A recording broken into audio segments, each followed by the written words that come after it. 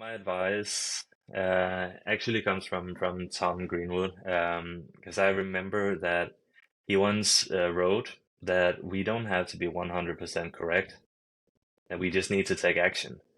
Mm. And that is also the advice that I used personally to overcome my fear of, creating content and like, just put myself out there to people.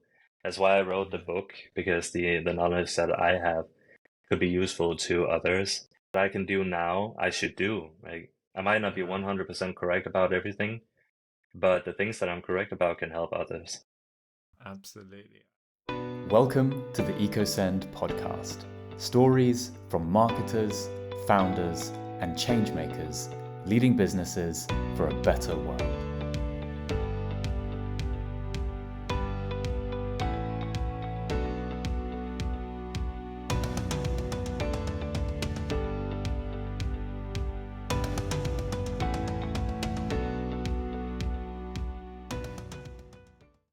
Hi there, welcome to another episode of the EcoSend podcast. I'm your host, James, and I am thrilled to bring you this show usually once a week where I'm talking to wonderful people, inspiring us, educating us, entertaining us into building more sustainable and purpose driven businesses.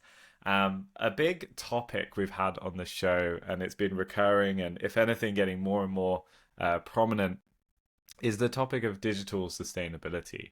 And I am very excited today to be joined by really one of the experts on the topic, Michael Andersen.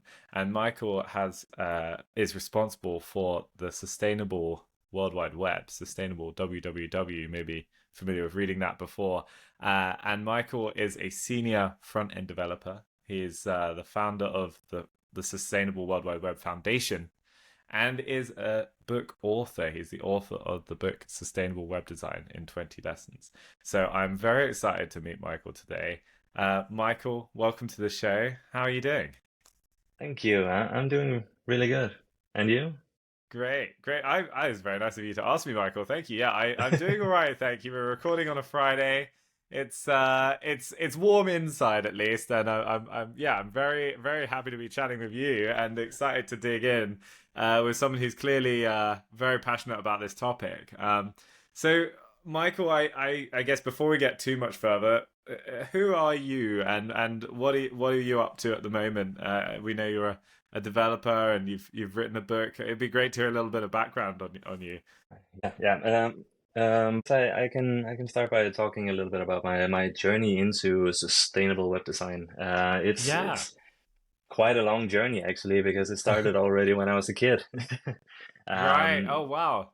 Yeah. yeah, I grew up in a small town in Denmark, and I was of that generation, where we used to play outside in the forest, building Yeah. forts and playing. So I got like this side of playing in the nature, and I was also like the one of the first generations to play inside. So I got a mix between these two. So my love for nature is Yeah. very big. Spend quite a lot of time in it. Also now that I'm a grown up. Um, so yeah, when I was about 10 years old, I had a hobby. I figured out that I really like to create websites. So my dad got me this software from Microsoft. I don't know if you ever tried it. It's called Front Page. I am aware of front page. Although you were, did you say you were 10 when you started getting Yeah, into this? I That's guess I was incredible. around 10 years Yeah. old. I always Yeah. dabbled with a lot of stuff in technology, but yeah, around the age of 10. I And my, remember my I think I do remember front page because I guess this was back in the days when software came in a box, right, with a yeah, CD inside, and I remember thinking if you want to make a website, you have to if you have a PC, like that's the way to make a website, if I recall. yeah, exactly. And it was also back in the day where all the websites was made using HTML tables. Um, Tables, yeah, so yeah, my dad got me this software, and I immediately started, creating these like small projects for myself. Yeah, So the first one, as far as I remember, was a new website for the association my dad was in. He Mm. was diving as a hobby, um, and I was building this website using tables, and all of the images like backgrounds, shadows, and Yeah. such. I was making them in Paint and in very, very early versions of Adobe Photoshop. Um, Wow. This was how it used to be done. I guess so many I'm gonna sound like an old grumpy man now, but kids these days, they don't know how easy they've got it with their Squarespace and their Wix and their all of their blogging platforms and Figma and all of these design tools. Back then it uh, was a lot of hard work to make anything look good, wasn't it? it definitely was, but at least back then we didn't have to think about like tablet designs and mobile designs as well. Okay, There was yeah. only one way. That was how it looked. Yeah, yeah.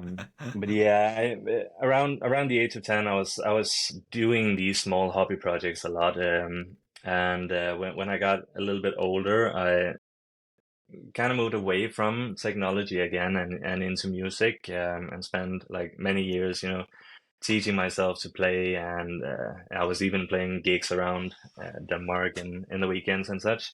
Um, uh, and I thought that was going to be my future in music, but then I kind of switched back again after my wife pushed me. She she told me that I'm always so good with technology and such, and she knew that I used to do all of these small things, so she made me switch into development, and mm.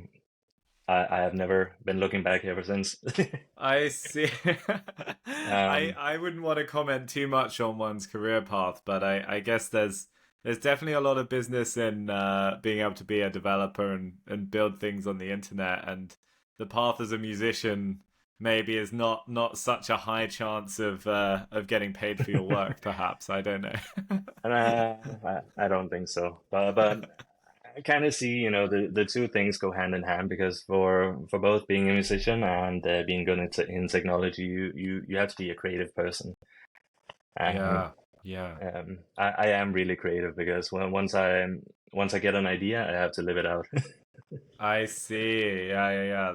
That's great. And what a fulfilling thing to be able to do. I know my own background and loving I wouldn't call myself a programmer by any means, but I there's something I love about the web where if you do have an idea, you can turn it into something that people all around the world can use. And if you have the skills to do that, it's an incredibly fulfilling thing, I think. Yeah, it's definitely one of those things that I find interesting about technology and the web. Especially that if you are a web developer, you can speak a language that most other people can speak, and you Mm. are able to solve problems that they have using technology. Um, Mm. you can invent all of these small things and turn it into something that's going to make life easier for so many other people. Yeah.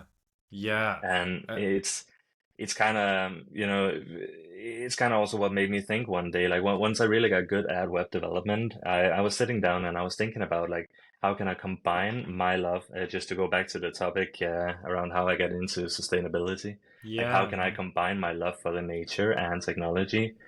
Um, and then I came up with this like sustainable web design thing after reading Tom Greenwood's book. Right. And immediately I knew what I was going to spend my life on. It had to be like the combination of doing something good for the environment and working with technology at the same time. Oh wow, that's incredible. So actually, yeah, so for those who might be listening to this podcast for the first time, Tom Greenwood is someone we had on one of the episodes in I think it was series three, just gone.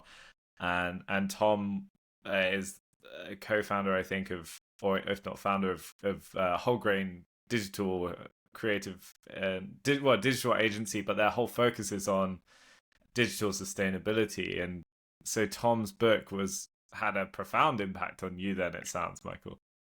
Yeah, definitely. After reading the book, I realized that all types of technology is polluting in the world. Each email we're sending, has a weight somewhere that's going to be let into the world. Like we might not Yeah, see it immediately when we send an yeah, email, and that's why, at least that's what I think. Like that's why most people think that technology is just this like same place that we can go to and just pollute like all we mm, want, or use it as much as we want without any yeah, consequences. yeah, yeah. But yeah, Absolutely. his book definitely made me think about that there is a problem and we need a solution for it, but it didn't give me the answers that I needed to be able to help. So I was thinking that that there might be some other way to how would I phrase that? Sorry, I lost the thread there for a moment. No, don't worry. Yeah, you were saying that Tom's book maybe didn't give you the answers of how to address some of the challenges, but it sounds like it put you on a path to maybe wanting to solve those things and figure it out yourself. Yeah, exactly. It gave me the idea to create something that would make it easier for other people to get into sustainable web design. Because most of the books today, like they're great, all of them, um, but they don't give so many answers to how we can do concrete things to reduce pollution, make websites more sustainable. And Yeah, that is something that I want to make easier for people so that they don't have to go through the same thing I did. yeah, It feels a little bit like reinventing the wheel.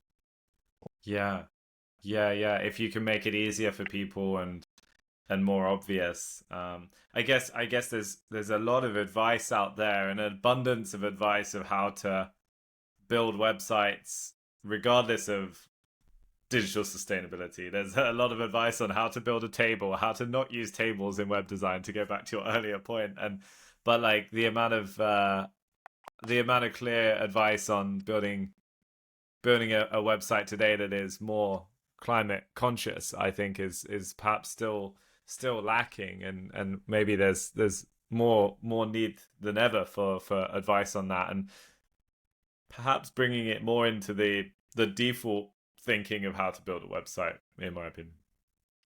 Yeah, I definitely agree on that. I think today, um, websites, like when companies are building websites, is seen more as a product, instead of a process.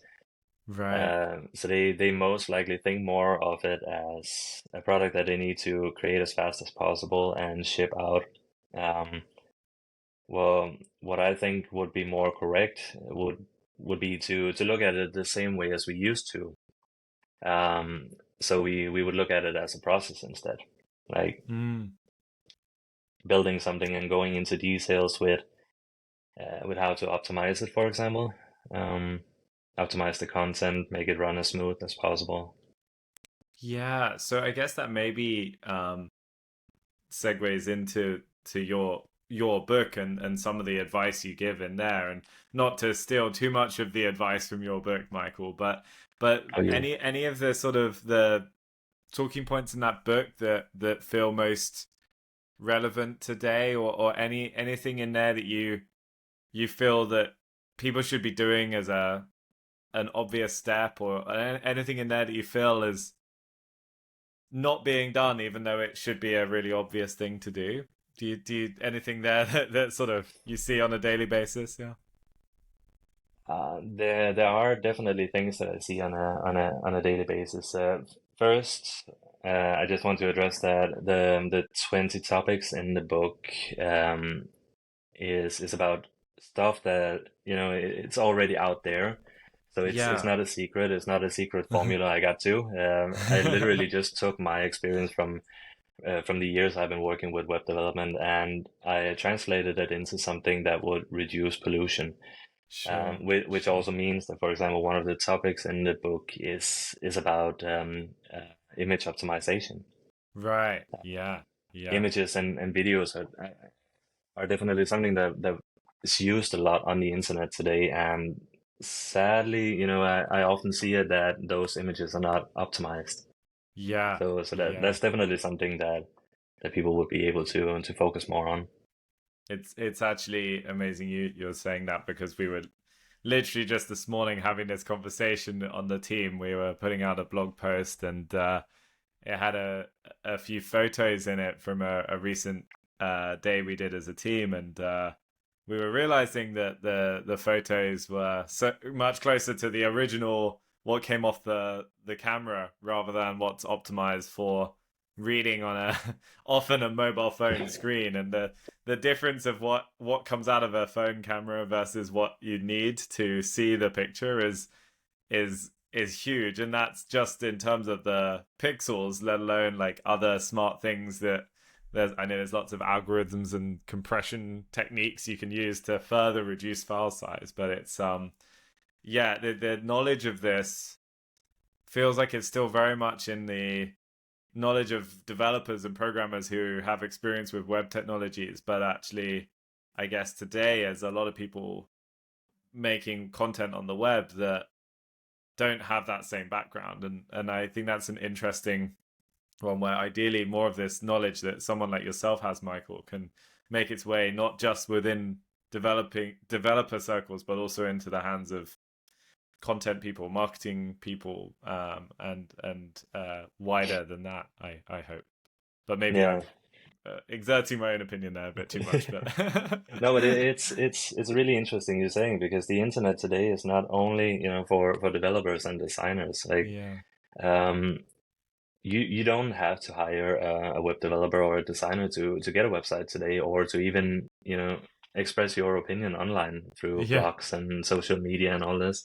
yeah, Which also means that there are so many people out there who don't understand the consequences of all these things. yeah, Like when you on social media or on a blog, for example, just upload, your vacation photos, you don't yeah, think about that you need to compress them or resize them to fit the platform, or, yeah. convert them into uh, the best image formats as possible.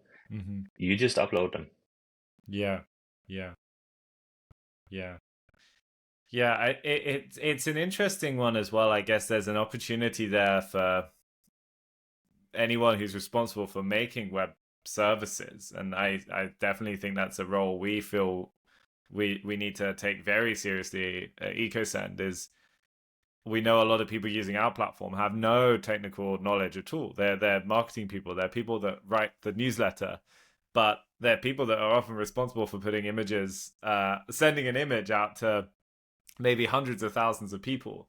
And so like making sure that we are building a platform that can have sensible defaults, and often helps people not even need to know too much, but to do the right thing almost without knowing. But it's like we also want to educate as well, and so I think there's a difficult balance for people in that position of building web services, where maybe taking away the need to do some of that, but also educating is another big piece. And I think it's why a book like yours is so powerful, because by you influencing web developers, those web developers can influence their own life, but they can influence the impact of and impact hundreds of thousands, millions, hundreds of millions of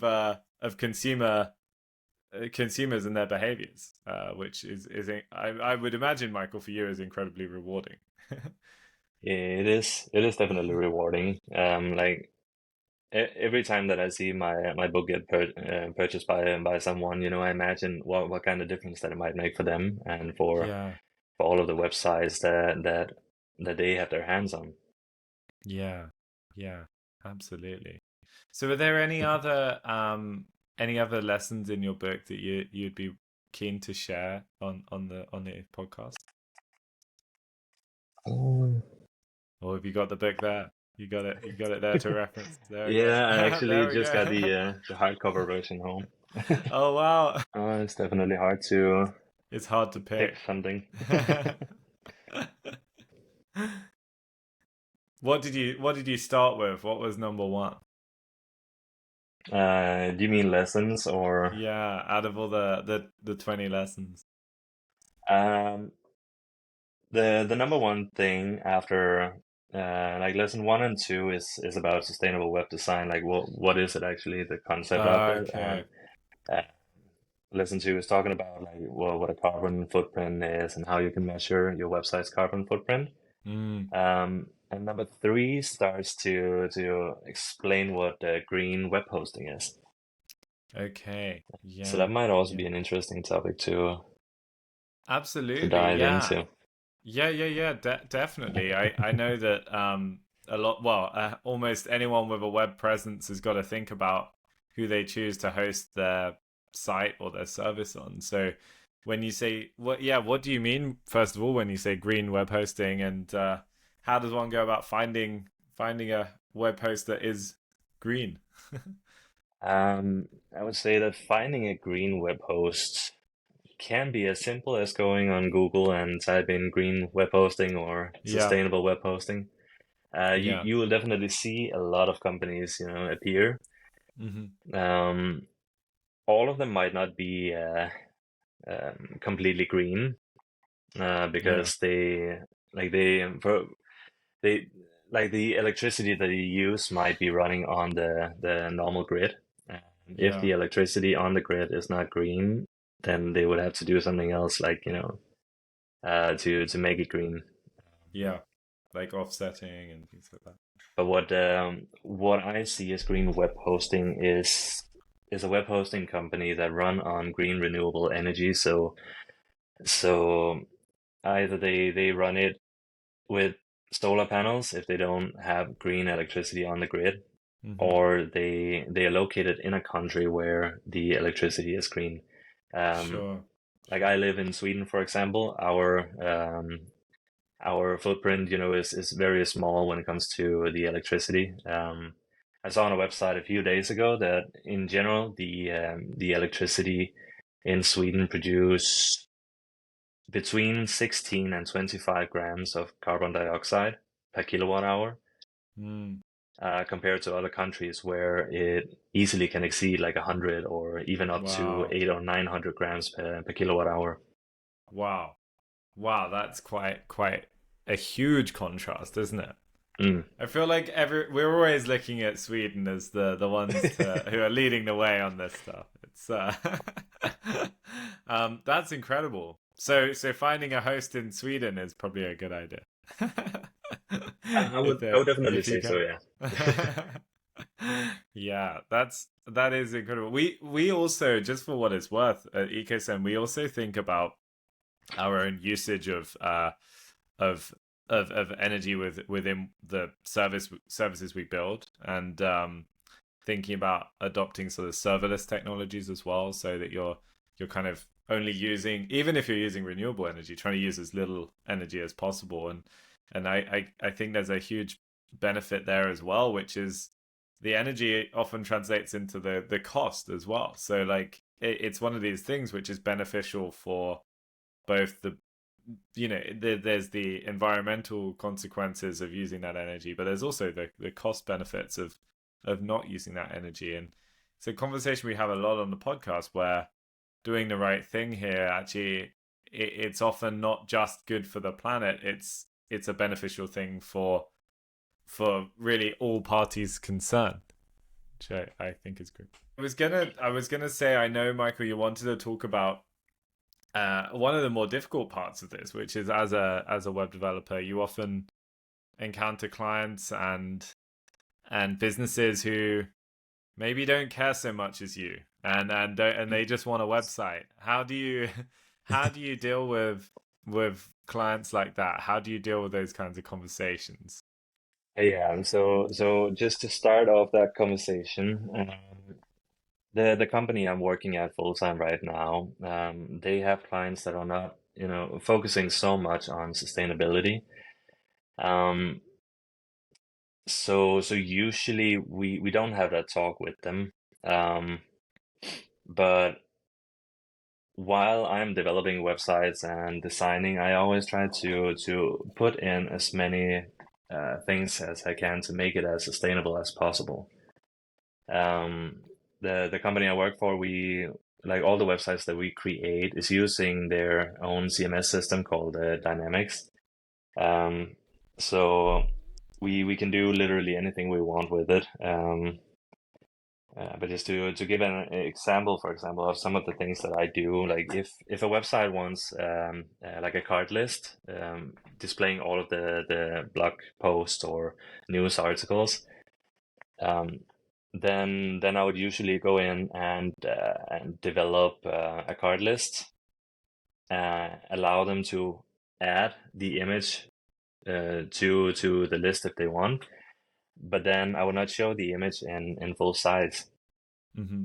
So if one card has a width of, let's say, 350 pixels, then I would generally crop or like resize the image to fit that card, compress it, and all of these things like behind the scenes, so that they don't have to deal with all of these things.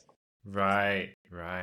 So working with a client where you care more than maybe whether or not they care, you're going to care, and you're going to make sure it's implemented in a way that they don't even need to know, but it's doing the right thing behind the scenes anyway.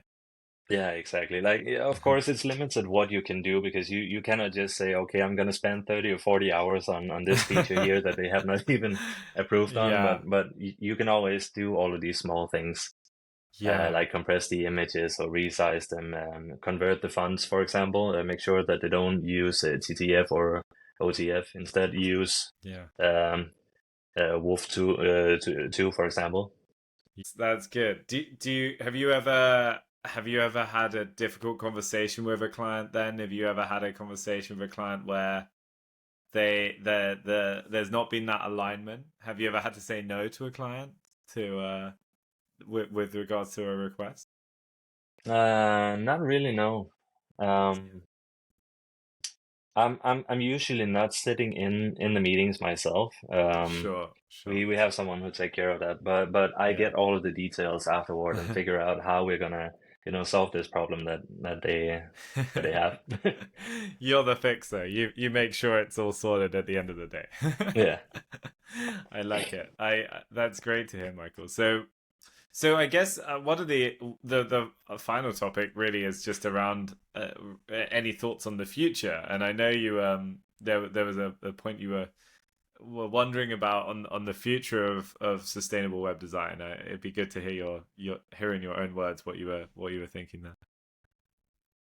Yeah, it's kind of something that I was thinking, like everyone could think about like once in a while. Yeah.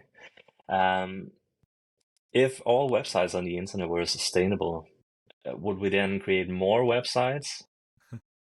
Yeah. And is that a good thing? Is that a bad thing? I don't know. Like, yeah, it's it's definitely one to ponder, isn't it? Yeah. You can definitely look at it, and like both ways, good and bad. If all websites were sustainable, would they then even have an imprint on the climate? But no, it's definitely a question I've been thinking a lot about. And personally, I think that we wouldn't really see much more websites than what we have now. It's hard to say, but when I'm speculating about it, that's the answer that I come to, because right now we like the whole world is talking so much about like the climate crisis and all of these things, but no one is really talking about how much technology and data pollutes. Like, despite all of these evidence and despite how much it pollutes, it's still like this thing that we think that we can just, we can have all these images and we can just post all of these interesting things on social media, and then nothing is gonna happen. Like it has no consequences. Yeah. So I think like for the future, it could be the same. Like there would still be a lot of people who don't really know, which means that we will probably not see many more websites than, what we're building right now. Yeah. Although a goal I think of making every website on the web more sustainable or more climate conscious seems like a good goal to have regardless. I think it's a very interesting one to ponder. I quite like, we don't often have a topic like that on the show where it's like people could take away and think about a bit more. And I would actually encourage anyone listening or watching, like maybe leave us a comment about your own thoughts on that. Whether if all websites were made sustainable, would that mean we ultimately end up with more sites and any change to things there? That is a very interesting one. Thank you, Michael, for sharing. Yeah, I know you also, well, what we always like to do on the show is wrap up with some advice, and I know you had some advice here, which I think would be really wonderful to share, Michael, if you don't mind. Yeah, my advice actually comes from Tom Greenwood, because I remember that he once wrote that we don't have to be 100% correct, that we just need to take action. And that is also the advice that I used personally to overcome my fear of, creating content and just put myself out there to people. That's why I wrote the book, because the knowledge that I have could be useful to others. It is relevant now. It might not be relevant in 2 years because our industry is, evolving so fast. Yeah. But it doesn't matter, because what I can do now, I should do. Like, I might not be 100% correct about everything, but the things that I'm correct about can help others. Absolutely. I think that is such a wonderful thought to be ending on, because it touches on and connects quite a few things we talked about on this podcast over the time we've been running it. And one of the earlier episodes we had was about the topic of greenwashing, but also a topic that I hadn't come across until then, which is green hushing, which was people not wanting to talk about anything climate related or sustainability related at all for fear of saying the wrong thing. And I think collectively, it's something I think a lot of people really struggle with. Not wanting to give advice, not wanting to share what they're doing because there's a fear that it's not the right thing. And I think we'd be in a really bad place if everyone adopted that mentality, because we need more people talking about this. We need more of a conversation. We need more discussion. We need more action. And I think your advice there, and by extension Tom's advice, I think it just resonates so much with me, and I think the way I think about business as well, and in general, like, you rarely, if you're waiting till you're 100% confident or right about something, you've already waited far too long, and the world is only getting faster, not slower. And you taking action often is how you get to being correct. It's how you learn. It's how you get stronger and clearer about what's right and wrong. I love that advice, Michael. Thank you. I think this has been a wonderful episode, Michael. We're already at our half-hour mark, so I really want to make sure that anyone who's listened or watched today, they can go learn more about what you're up to, Michael, and in particular learn from your book. So I assume Sustainable World Wide Web, sustainable www.org is where people should go to learn more. Is that correct? Yeah, that is where people should go. Brilliant. So we'll link that in the show notes, and if anyone wants to connect with you, you're on LinkedIn as well, right, Michael? So we'll link that in the notes too. Thank you very much, Michael. Thank you for being a wonderful guest. It's been a pleasure. Thank you for having me. Thank you. And thank you, everybody, for tuning in and watching or listening today. If you've enjoyed the show, if you want to take any of Michael's advice here, please let us know about it. We always love hearing how these episodes impact you. So yeah, let us know, and please do tell others about the episode and about Michael's wonderful work. We'd love to spread this message far and wide. So thank you for tuning in, and we'll catch you next time.